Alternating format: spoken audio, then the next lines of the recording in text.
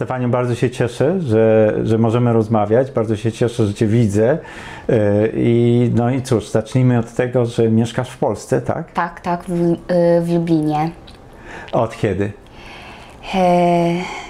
Już prawie 2 lata.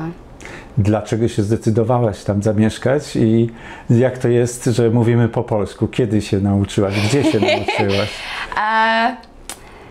Kiedy ja byłam dzieckiem, ja mówiłam po polsku, ale niestety moje rodziny pojechaliśmy do Kanady i nigdy nie mam możliwości, Mówienia po polsku? Tak. A gdzie się urodziłaś? W Kenii. Ja mieszkałam w Łodzi też prawie 2 lata. A kiedy ja pojechałam też do Lublinie, to był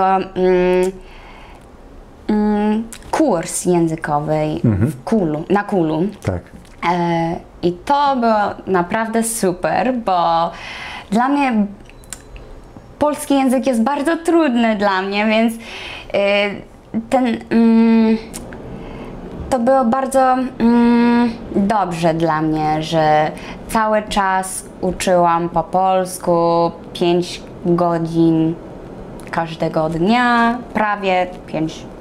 What do you do in Poland and why did you choose to live there? So I'm working at the moment. I have a language services company, so I provide private lessons, professional training, document editing, not quite translation, but just editing, making sure that everything looks good, sounds good, things like that. And also I have a new natural cosmetics company, so I am producing facial oils from flower petals, from rose petals. Well, very interesting, but why in Poland and where in Poland? In Lublin, so I live in Lublin right now, and Poland because I have a Polish heritage, so So you were born in Kenya, you have Polish heritage. Yes. You were educated in Canada, Yes. Is that right? Yes. And you have chosen Poland because of what? I went on a holiday with my family to Poland a few years ago, and it's just such a beautiful country. The architecture, the people, the food.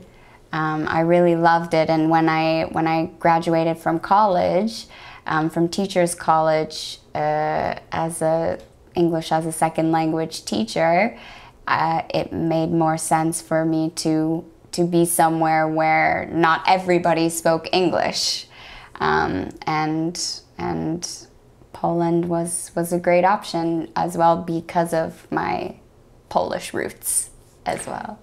You said people. Why did you mention people? What's so interesting? I find that What's so different? Polish people, for me, I think Polish people are very hospitable. They have a very specific sense of humor, which I love as well. It's kind of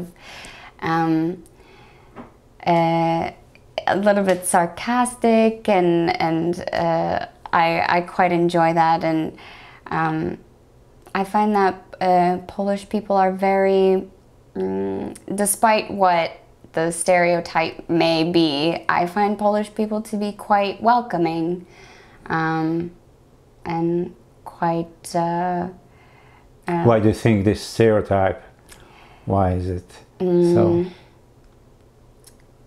I think for people who don't know, there's a stereotype for Slavic people as being rather cold and serious. And backwards, lazy? A little bit, you know, such is the stereotype, but I find that it's not the case.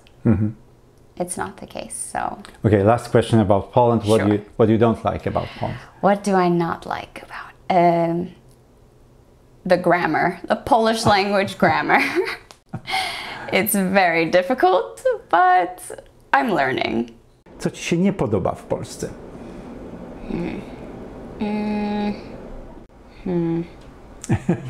To jest bardzo dobre pytanie, bo naprawdę ja bardzo lubię mieszkać w Polsce. So you came for a visit to Canada, and well, we have the pandemic, COVID times, and so on.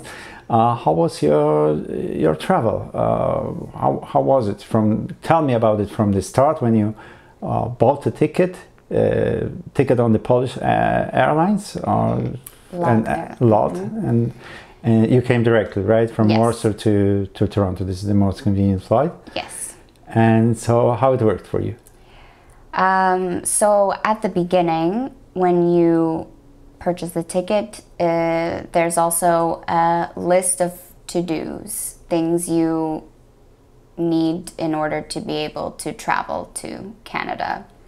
At the top of that list is a COVID test. You need to do specifically the PCR test, not the antigen test. And you did that in Warsaw? I did that in Lublin. In Lublin. In Lublin. Because it's valid like for 72 hours. 72 hours before you fly. So it's generally that process was quite simple to do. You make an appointment with Is it a private clinic providing with a private clinic? And you have to pay? You have to pay. Okay. It's around 450 zloty. Yeah. You schedule a time, and all in total, the test takes about 5 minutes, and then a few hours later, you get your results emailed to you, and they also send a text message. So you went to the Okęcie airport, and you boarded the plane. Was it that simple? Essentially, it seemed almost like flying like normal in normal pre-pandemic. times. Exactly. So there was not new normal, the old normal. Exactly, the old normal. The airport was full of people. There wasn't any sort of out of the ordinary restrictions, like you have to walk in this direction or you have to go here. It was kind of, you check in. At the check-in, they do ask to see your... So people were rather at ease and very much not stressful. It wasn't stressful. Not at all.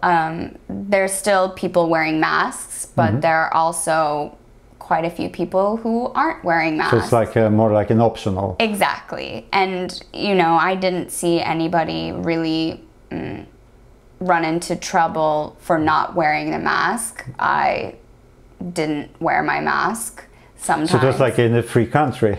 Exactly. Poland is a free country now. And then the flight, was it uneventful, or what happened during the flight? It was full. It was a full flight. Generally, the stewardesses do insist that you wear your mask while on the flight, unless you're asleep. Then. So when you're sleeping, you don't have to wear a mask.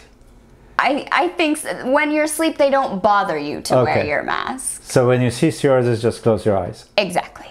Okay. This is the trick. Okay. But other than that, the flight was like a normal flight. They came with the drinks card, the food card was as normal, whereas, for example, last year when I was flying to Toronto, they came only once at the beginning of the flight with a bag of food and drink, and they said that's it. In those days, they did not approach you that many times. Exactly. It was, you know, once, unless you called them, but other than that, they were not. It wasn't like a full service flight, you could say. Last year, the plane, you probably had it for yourself. Lots of space.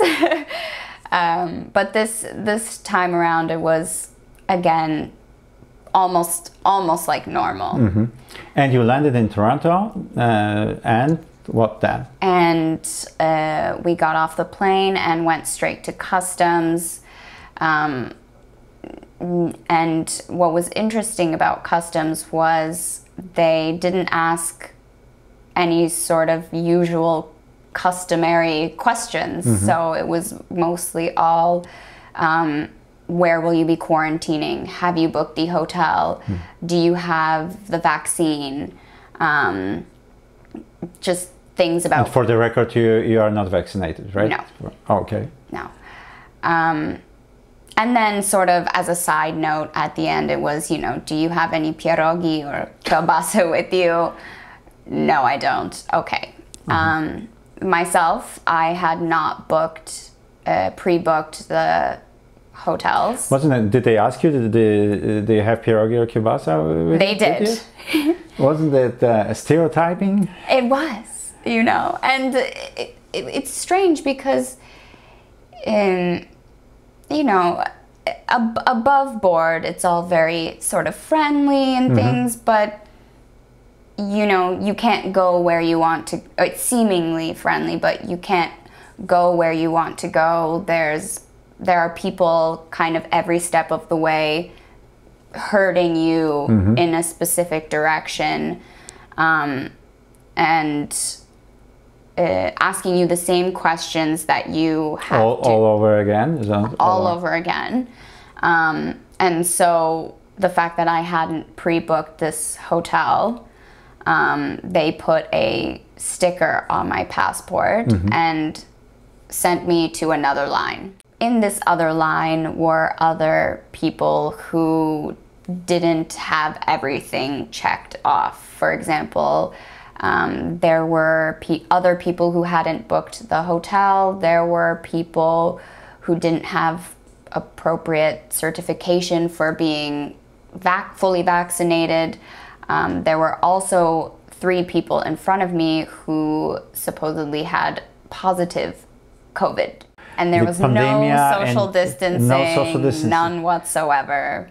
So it was just a crowded airport? It was just with different type of people from different countries in the world? Exactly, exactly. And some of them even had the positive COVID tests. How does it make sense to you? It doesn't. And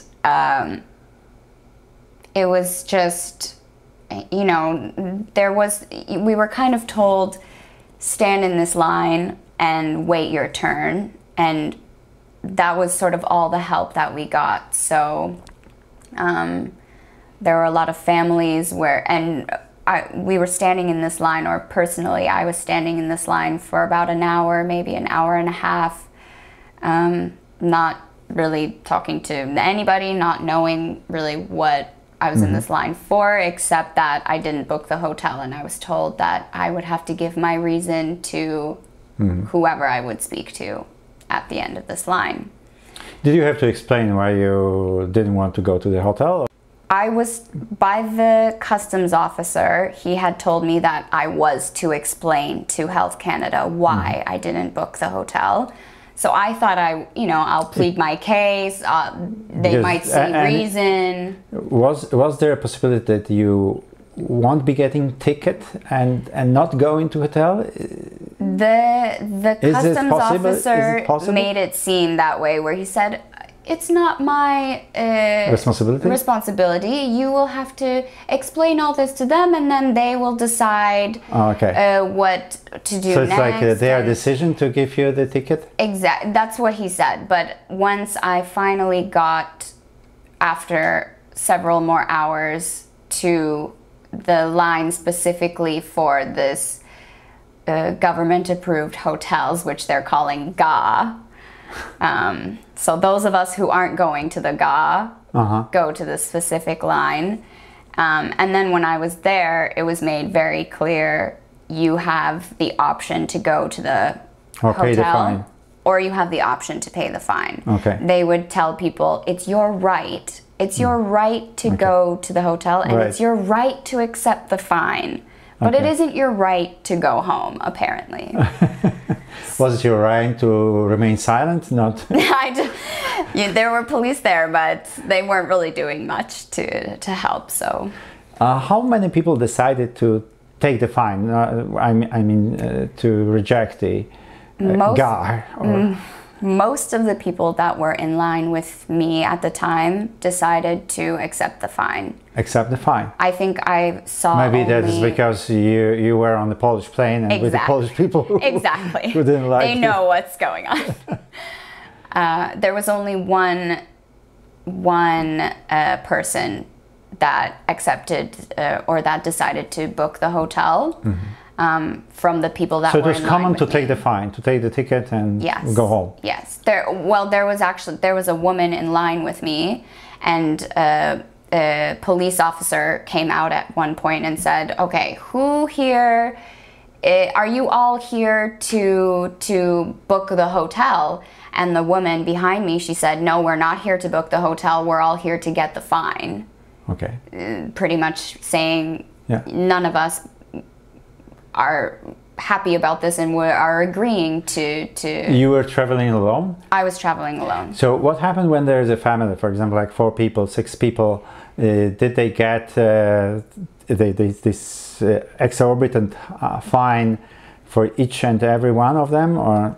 I'm not sure. For the family or for the group, how does it work? I believe each person got a fine because there was a family. And you got 5,000 plus? I got 6,000 plus. Plus, just for rejecting? Just for rejecting the ga. The ga. Yes. And then you said that you got another one for rejecting another test. Yes. So another requirement is you need to take another COVID test when you arrive at the airport. Is it another line for that? Another room? And it's just before you... Another area of the airport where you go for testing? After you pick up your luggage, that ramp, as you're walking out of the doors down the ramp, they stop everybody there at the bottom of the ramp to take the COVID test. Oh. And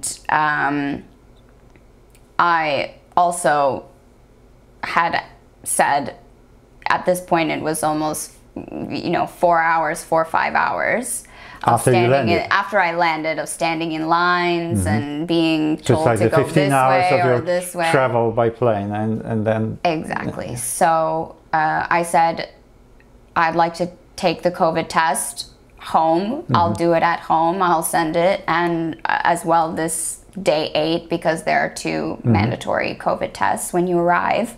The 8th day COVID test, also I will do this at home. And the Health Canada person said, no, if you don't do this in the airport right now, it's another fine, and as well you don't get any tests to take home. So the public health officials, most of them were young adults, my age, maybe early 30s, mid 30s, just dressed... Like on vacation job. Something like that, some sort of summer camp looking people, dressed in civilian clothing, no special uniform. All they had was a red vest. Okay. And that was it. That was all that differentiated them from myself or other travelers, was this red vest. Were they knowledgeable? Did they know what are the options? Or did they behave like car salesmen and they again and again were telling you about the hotel and that you have to go there and so on? It was completely robotic. Okay. In the sense that they knew what they were supposed to say, and it was the same for every person. So it's just like they were trained to follow those lines. Exactly. And there wasn't any sort of debating. No, there was no room for any sort of discussion to explain. How did the people behave? I mean, the travelers. people were very angry. People were very frustrated, especially in that final line for the ga.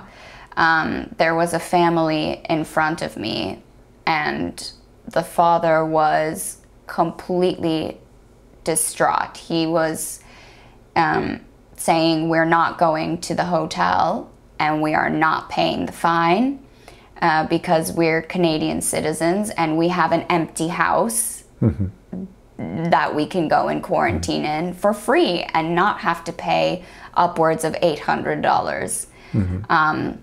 So he was very angry. All of us were sort of really just finished with this. And as a Canadian citizen, he has the right to return to his country and to his home. Exactly, exactly. And he actually videoed, there was this man at the door for this booking area, and he was very unpleasant, and he just said, are you booking a hotel? Okay, so you have to accept the fine. And there were people that were telling him, I cannot afford to book this hotel. This is my reason for going home, and I can quarantine and be safe, and if it's a health problem, I'll be safe. And this man and pretty much all the other workers there say, that's not our problem. You either book the hotel or you accept the fine. So it was like an absolute situation, no logic whatsoever. Absolutely not. And they have signs everywhere saying, this is a respect zone, you know, you must be respectful in this area. And it was very Orwellian, and just, you know, the government of Canada is monitoring your compliance, you know, signs like that. That say that. Oh, it's Orwellian. It's beautiful. It was just, you know, no abuse or shouting will be tolerated at all. And you're thinking, you're robbing people, essentially, who just want to go home, and you're saying you can't react to this. It's not allowed. The government is watching you. And this family, this father, he was really fighting. They ended up taking his family's passports away. And he went to there was police there, but they weren't doing anything. They were having a conversation about shopping and Starbucks. And he went to the police officers and said, please, officers, can you know, he was a bit more forceful than that, but he said, you know, tell them to give me and my family back our passports. We've done nothing wrong. We want to go home. We've been here for hours and hours, and this isn't right. This, you know, we're Canadian citizens. This isn't right.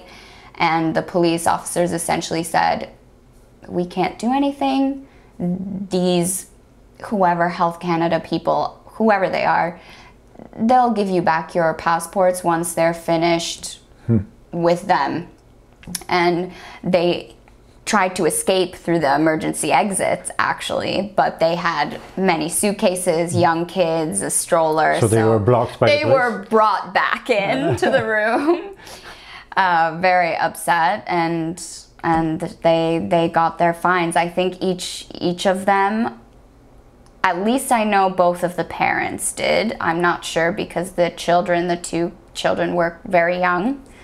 So, you know, there's that sort of situation. And so, Stefani, what's your explanation for this? What do you think about it? There are, I don't know how to explain it, because if it was about, it's very clear that it's not about health concerns. And I don't think it's about stopping the pandemic, because all of us were cramped together, you know, there was no social distancing. Some people's masks were down. There were no... So it was even from the medical standpoint, it was even dangerous. Exactly. I mean, if the true concern was the pandemic, then there's no explanation for this. Even that aside, I think taking away people's right to go home. It's not even an option. It's their right to go home. Well, I know that from the old days when it was I was very nervous when traveling back home to communist Poland in those days, and it's like the reverse. That the Poland is now looks nice and free, and when you are entering the Canadian airport, the Canadian soil, then you have the feeling like you are entering the I don't know, communist zone in some kind of oppressive regime. And don't you think that this is just getting people used to oppressive regime, that the government has the right to ask about your about your health? That's obvious, but now about your well-beings, what you're gonna do, where are you going, who are you with, exactly. The Health Canada, it's like the pushing the envelope. Exactly. And but the thing is they get away with it, I think, because they say it's for your own good. Yeah, it's also Orwellian. Exactly, we are taking away your rights but it's for your own good, for your safety. Exactly. And I think, sadly to say, I think that one of the reasons why Poland is, everything is essentially open, you can eat in restaurants, you don't feel so closed in, is because people are aware of that. People have, some people have lived through that. It's sort of... They're like being vaccinated against oppression. Exactly. In the old days. Exactly. So people are aware and they're like, not here. We are not, we do not agree with this. And the Canadian society, we have no experience with oppressive government. Exactly. So people are, it's okay. It's, it's for our own good, the government said, and the government is this big, scary sort of entity. Big brother. Exactly, that no one knows anything really about, and they know where I live, they have my phone number, they're checking on people. So it's all kind of, even if people don't agree with it, a lot of people are scared to stand up to these sorts of... Okay, so what are you going to do? I think it's important for people to not just accept this sort of behavior, because if we accept this sort of behavior, it will continue, and at least for me and my family, that's not an option, and we will fight it. Yeah, I think that you're right, and even if it's hopeless, it's very important for your own personal freedom. Exactly, it's the principle. Thank you very much, Stephanie. No problem. Thank you. Thank you for sharing your thoughts. Thank you.